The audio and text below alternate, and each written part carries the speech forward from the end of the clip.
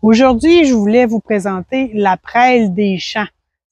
C'est une plante reconnue en herboristerie, mais souvent mal comprise.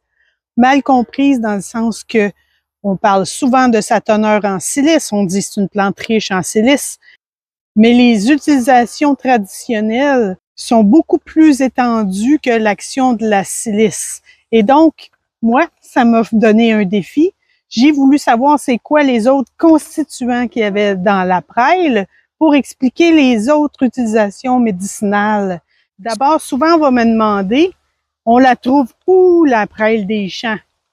Bien, souvent sur le bord de la route, mais si on veut pas récolter sur le bord de la route, bien, on peut regarder dans les sous-bois. Ici, je suis dans un sous-bois embordé d'un champ et en dessous des plantes, on trouve quelques spécimens de prêle des champs.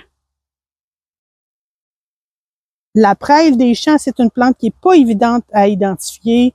Il faut vraiment prendre le temps d'observer le spécimen de façon très précise pour s'assurer que c'est bien de la prêle des champs, parce que les autres types de prêle, il y a une certaine toxicité en lien avec leur utilisation.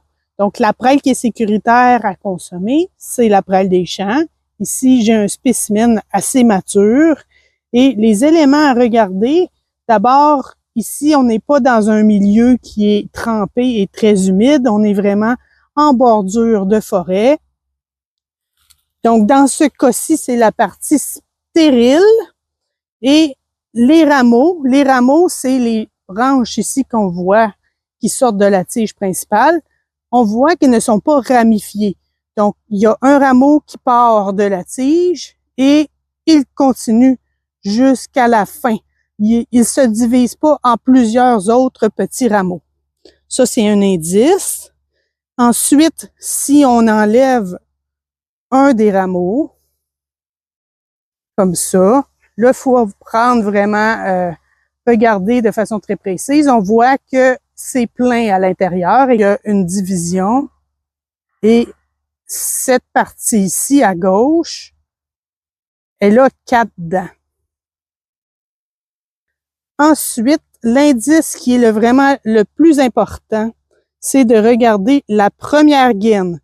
Donc, on est au niveau du sol et la première gaine où on a des rameaux, c'est là qu'on va observer est-ce que la première ramification de mon rameau, si je l'enlève ici,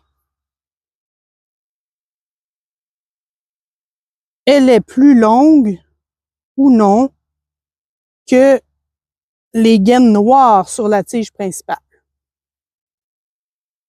Je vous ai préparé un guide illustré pour vous rappeler de ces petits détails-là que vous pourrez télécharger gratuitement en dessous de cette vidéo.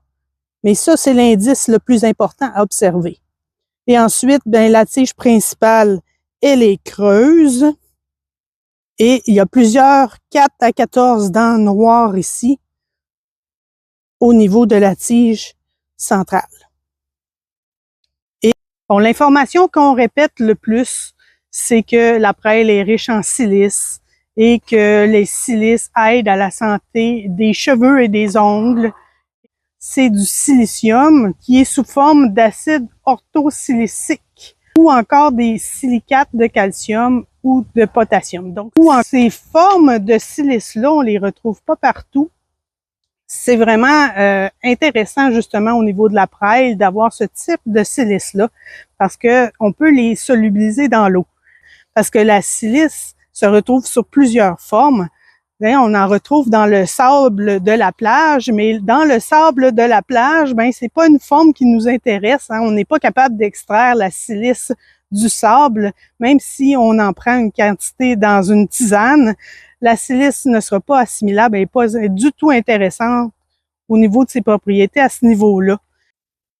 Donc la silice nous intéresse parce qu'elle est impliquée dans le métabolisme du collagène.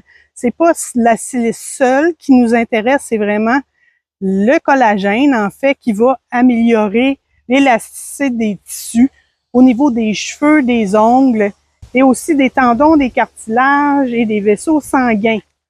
La praille est reconnue comme un diurétique, comme un hémostatique, et ce n'est pas la silice qui va expliquer ces actions-là. Donc, ça a semé ma curiosité et j'ai investigué sur la composition biochimique. Et ce n'est pour trouver que la praille elle est riche en différents types de polyphénols, donc des acides phénoliques, des hétérosides de lutéoline et de quercétine. Donc, c'est plutôt les flavonoïdes qui ont un effet au niveau hémostatique, au niveau astringent et aussi au niveau tonique vasculaire.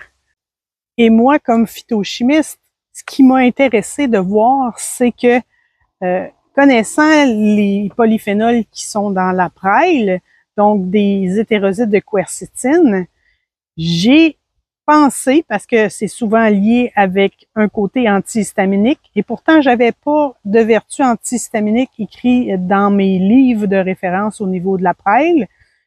Donc, de connaître la composition phytochimique m'a fait chercher est-ce que la praille est utilisée comme antihistaminique dans certaines traditions. Et c'est là que j'ai trouvé plein de références en Europe où on mentionne vraiment les propriétés au niveau de la praille pour le rhume des foins et le côté anti-inflammatoire pour les allergies respiratoires. Donc, de connaître la phytochimie, pour moi, c'est un gros avantage parce que ça me fait me poser des questions différentes et ça me permet de chercher les informations sous un autre angle.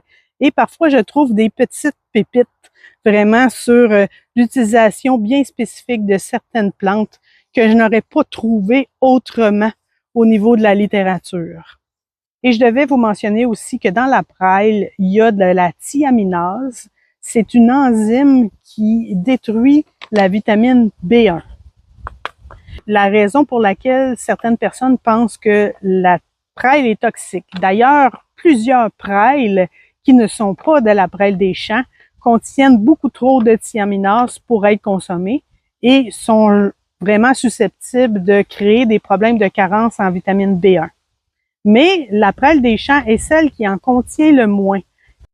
Maintenant, la petite quantité qu'elle contient, on peut l'éliminer en partie par la chaleur. Et donc, d'utiliser la plante en décoction diminue autant la thiaminase qu'elle augmente la solubilité de la silice et des flavonoïdes. Et donc, la meilleure façon de consommer la praille des champs est la décoction. Ah, un dernier petit point que j'ai oublié de mentionner. La praille, on l'accueille à ce moment-ci de l'année, c'est-à-dire en début juin. Votre spécimen devrait être souple et vert pâle. Lorsqu'il devient plus âgé, il devient plus vert foncé et beaucoup plus rigide. Si tu as aimé mon investigation phytochimique au niveau de la praille, je t'invite à télécharger le guide illustré sur la praille des champs, comment la reconnaître dans son milieu naturel et les principaux principes actifs qu'elle contient. Et je t'invite à visiter mon blog Herba Simple qui traite des plantes médicinales et de la phytochimie. J'ai une dernière question. Pour quelles utilisations médicinales utilises-tu la praille?